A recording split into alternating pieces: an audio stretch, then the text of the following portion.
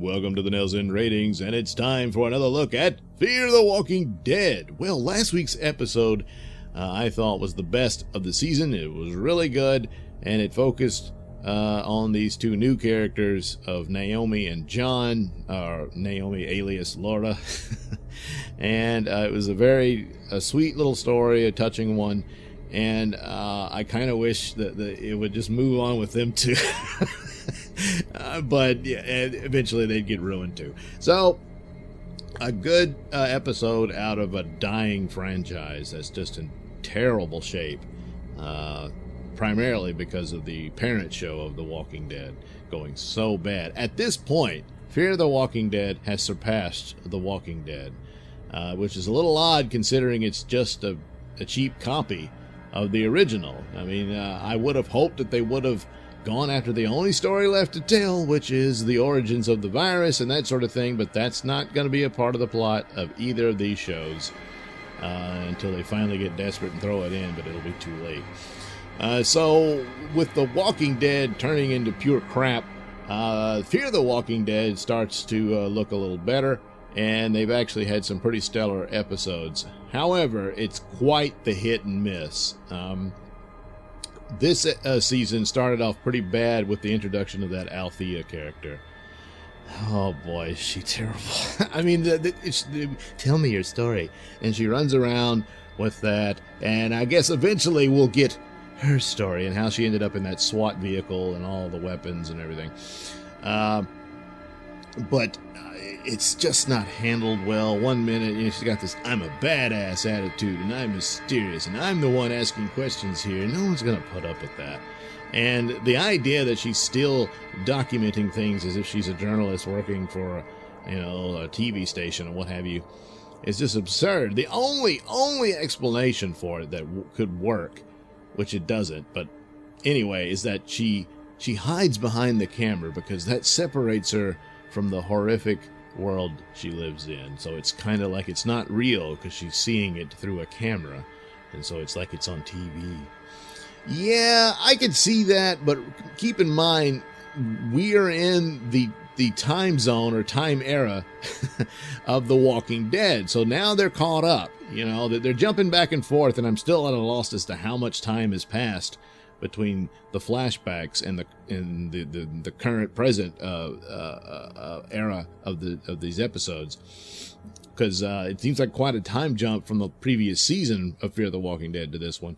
But anyway, so this is years after the apocalypse. This is well into it, and she's still documenting people and stuff like that. Early on I would have seen that if she'd been this journalist and she was with this SWAT team and ended up with them throughout the fall and all that sort of thing, and then she ends up being the last survivor and driving around in that truck. But the idea that she would keep up with that camera, which I assume is solar powered, because how else is it run, and going on with this nonsense of documenting people. I guess she didn't run into a lot of people, because it seems like she'd run out of space or tape or space on the disc or the chip, what have you. So yeah, boy, not really buying that. And then just the whole attitude of the character is it just takes me out of the show. So that really hurt this one, which was an otherwise pretty good show. Not in the level of the previous one, but all in all, just getting them through the plot and the points of where they're going, and they give you insight into Laura or Naomi, and how her child, her daughter, Rose, as she was called, died. And it's all there, and it all works out very well, and how she almost gets herself killed out of her grief and guilt as she blames herself for the death of her child and the other people that she had relationships with there at that shelter. But she blames herself, but it really wasn't her fault. But it's one of these shoulda, coulda, woulda scenarios. But so she kind of screwed up and what have you about the sick friend that she was trying to save, and the sick friend turns and kills all the other people and all that. But it's all well done. It's all well handled. And so that makes for a good show. There's more insight into Victor, who is condemning this woman, at first, and then he, forgives her. He ends up saving her life and all this sort of thing. But at the same time, he's kind of the same guy, because he was going to run, and he was trying to get the new boyfriend to go with him, and they were going to just abandon everybody and live in his hideaway, because he figured, look, this whole Operation Madison's Run is going to go up in smoke. But now it looks like he's more of a true believer in Madison and has decided to become a heroic man. After a while, that's going to get tiresome about Victor. He's had to learn this lesson over and over again. Fear the Walking Dead, don't get into this repetitive nonsense. I don't want to see another coward story of Victor having to learn to become a better man. No, that's no good. So anyway, but overall, with the flow of this story, it's fine. So it's kind of this, hey, everything works out, everything's great, but of course we know it wasn't really the happy ending that it appeared to be, because of the flash back and forth. So the big mystery so far is Madison dead? Well, I doubt it at this point, the way they're dragging it out like that, because the last episode they said, no, Laura's dead. Well, you didn't see it, so if you don't see it, it probably didn't happen.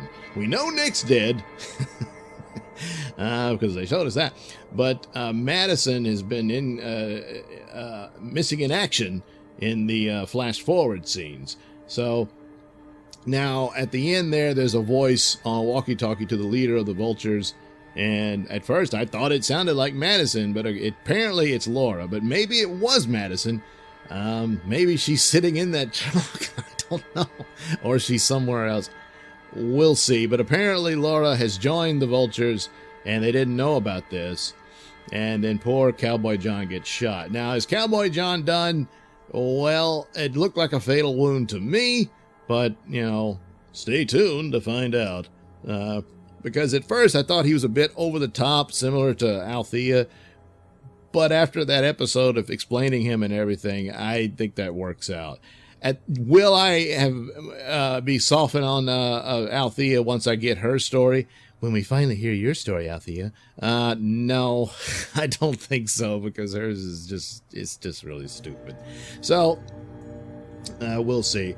Anyway, the mystery continues. Is Madison dead? It seems a little odd that the leader of the Vultures apologizes to Alicia about the death of her brother. If they had killed Madison, and this is why they're so enraged, it seems like he would have apologized for that too, or make some mention of it or something. I don't know, but it seems to lead to that Madison is still alive and possibly being held by these people, or she joined them. I don't know. But the fact that they're all enraged and mad, obviously they lost their camp at the baseball diamond, and they blame these people for it. But at the same time, I would think the fact that they're now just gunning for revenge no matter what, even at the cost of their own lives, they're just wanting to slaughter these Vultures. That tells me something really horrific happened, and that would mean Madison is dead, and that's the origin of their rage, and so on and so forth. So, because even Victor's, he's down with it. Usually Victor's like, let's get the hell out of here. But now he's out for blood. So, there you go with that. Clues and whatnot, we'll have to wait and see. And hopefully they handle it well, depending on what the story or the outcome is. But anyway, this story, just in case you didn't catch the title, which was mentioned several times in the show, but it fit. So a good episode of Fear the Walking Dead. This is 4 out of 5 stars for the Fear the Walking Dead, just in case. So thanks for watching and listening. Say, why don't you like and subscribe? Toss a comment or two if you wish, and we'll do it again next time. Also, check out the link description below for my many stores that has loads of goodies for you.